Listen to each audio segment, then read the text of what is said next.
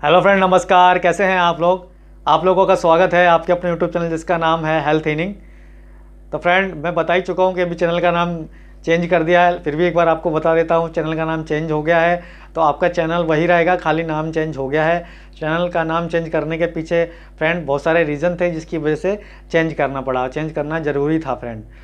तो चैनल को सब्सक्राइब करें, वीडियो को लाइक करें, वीडियो को शेयर करना ना भूलें। तो चलिए फ्रेंड, हमारा आज का वीडियो शुरू करते हैं। तो फ्रेंड, जैसे कि आप लोगों को पता ही है कि किडनी फेल होने के बाद डायलिसिस या ट्रांसप्लांट दो ही ऑप्शन होते हैं। लेकिन जब डायलिसिस होने लग जाते हैं तो फिर आपकी जो लाइफ होती है वो डायलिसिस पे ही सारी ज़िंदगी चलती है। अगर आप उस समय डायलिसिस रोक देंगे तो आपकी लाइफ जो है बहुत ख़तरे में पड़ जाएगी। तो फ्रेंड, डायलिसिस आपको पूरी लाइफ कराना पड़ता है।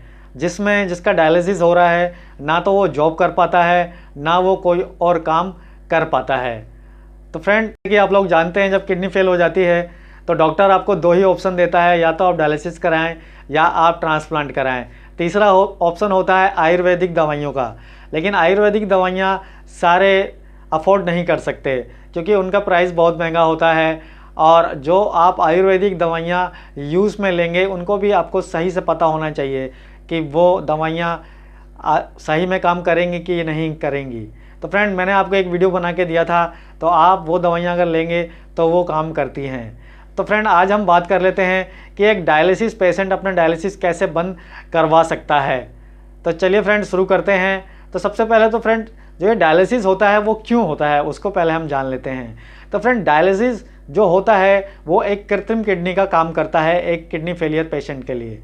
क्योंकि जो किडनी फेलियर पेशेंट होता है उसकी किडनी अभी जो उसके शरीर का फिल्ट्रेशन है, जो उसके ब्लड का फिल्ट्रेशन है, वो अच्छे से नहीं कर पा रही है, जिसकी वजह से उसकी बॉडी में एक्स्ट्रा पानी जमा हो रहा है, उसके शरीर में एक्स्ट्रा जो गंदगी है वो जमा हो रही है, जो यूरिया, क्रेटिनाइन और भी जो लेवल्स हैं, सोडियम है, जो भी और भी उसको बहुत सारे जो वेस्ट प्रोडक्ट्स हैं वो उसकी बॉडी में जमा हो रहे हैं, जिसकी वजह से उसकी हेल्थ बहुत ज़्यादा दिन पर दिन ख़राब हो रही है।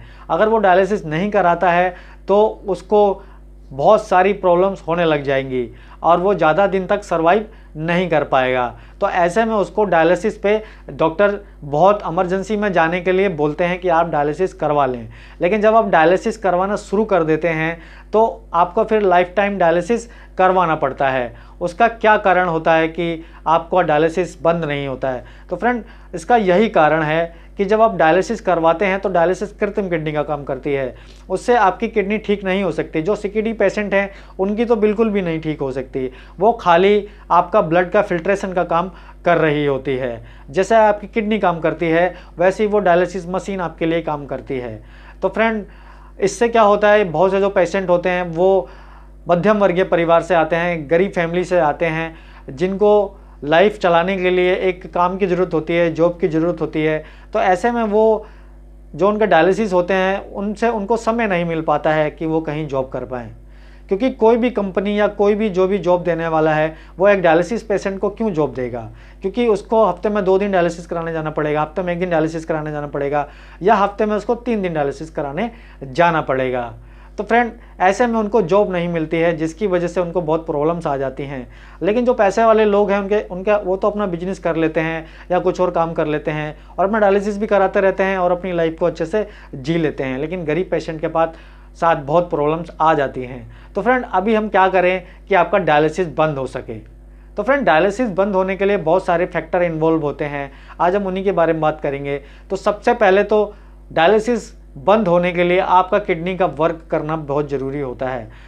आपकी जब किडनी वर्क करने लगती है तो होता ऐसा है कि अगर जैसे किसी का जीएफआर रेट नॉर्मल 120-140 के आसपास होता है, अगर आपकी किडनी 20% भी काम कर रही है तो ऐसे में आपको यूरिन आने लग जाता है और थोड़ा मोड़ा क्रेटिनाइन आपका बाहर निकलता रहता है।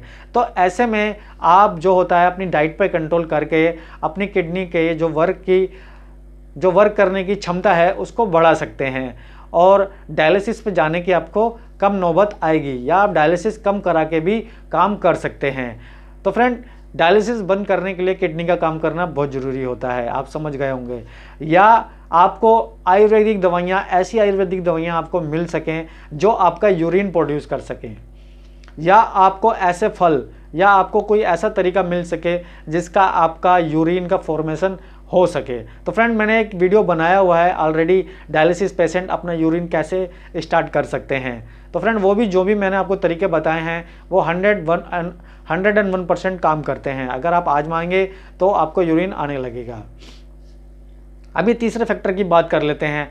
अगर मान लो आपका यूरिन आ रहा है पहले से, तो आपको अपने डायलिसिस पे बहुत सारी चीज़ें मेंटेन करनी है ताकि आपका यूरिन बंद ना हो जाए। क्योंकि आपको अगर यूरिन मान लो 1 लीटर आ रहा है 24 घंटे में, तो आप हफ्ते में एक डायलिसिस करवा करके भी अपनी लाइफ में आगे बढ़ सकते हैं, जॉब कर सकते हैं या कोई और जो काम है आप कर सकते हैं। तो फ्रेंड आगे जो मैं वीडियो लेकर के आऊँगा वो सारी किडनी पेशेंट के लिए, डायलिसिस पेशेंट के लिए रहने वाली हैं। तो फ्रेंड चैनल को सब्सक्राइब कर लें। और अभी आपके चैनल का नाम हेल्थ इनिंग हो गया है।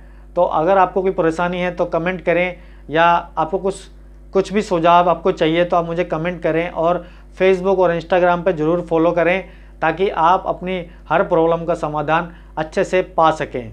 तो फ्रेंड चलिए वीडियो समाप्त करते हैं, और आगे जो भी वीडियो आएंगी वो आपको डायलिसिस की जो आपकी उपयोगिता है उसको कम करने के लिए ही आएंगी, ताकि आप डायलिसिस कम से कम कराएं।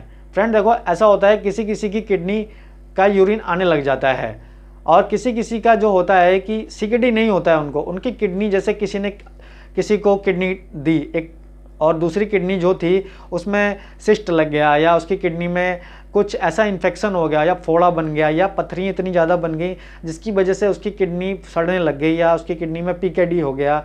तो फ्रेंड ऐसे पेशेंट का यूरिन आना बहुत मुश्किल होता है। तो ऐसे में उनको मजबूरी होता है डायलिसिस कराने की। तो ऐसे पेशेंट डायलिसिस करवाएं।